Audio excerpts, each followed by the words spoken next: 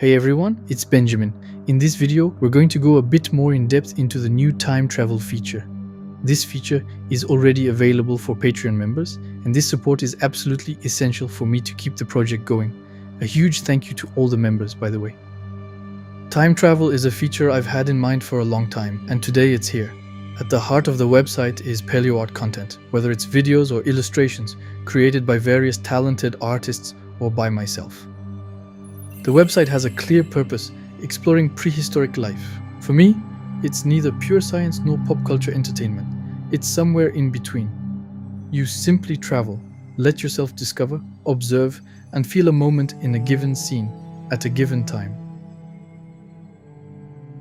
The website already offers that, but the navigation to explore remains classic. What I want is to truly travel, and for that, you need a tool, and I spent a lot of time on it. I wanted a tool that's as simple and accessible as possible with various options, but nothing too technical, for an immersive and pleasant exploration, with ambient sound, a clean design.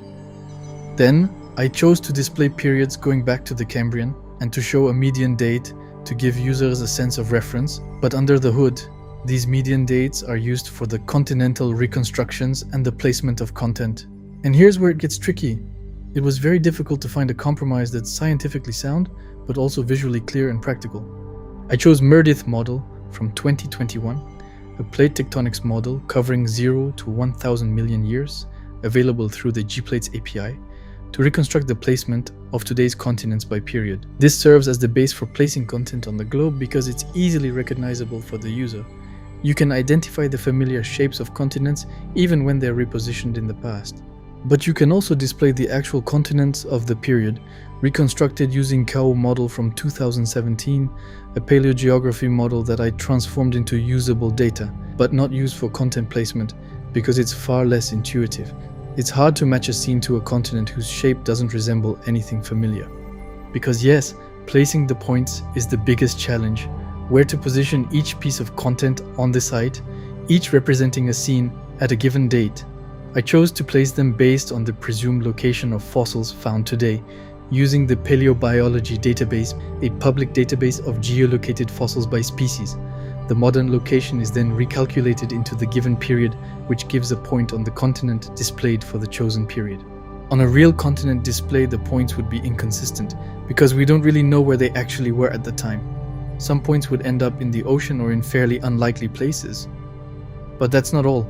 Let's say we have dozens of pieces of content from the Hell Creek Formation. We're not going to stack them all on top of each other, so they're spread out more or less naturally, more or less around the formation in question, as if they were moving, and so it's pleasant to explore.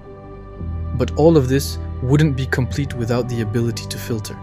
For example, I'd like to see only T-Rex content on this globe, and there you go. I'd also like to be able to save certain discoveries, add them to favorites, and find them easily later.